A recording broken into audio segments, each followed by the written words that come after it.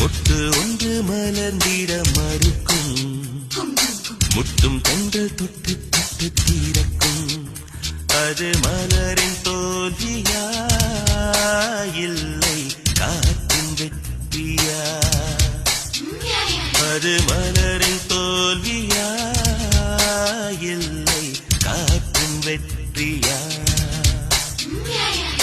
கல்லுக்குள்ளே சிற்பம் தூங்கி கிடக்கும், சின்ன ஒளி தட்டி தட்டி எழுப்பும். அது கல்லின் தோல்வியா இல்லை ஒளியின் வெற்றியா? யார் சொல்வதோ யார் சொல்வதோ பதில் யார் சொல்வதோ யார் சொல்வதோ?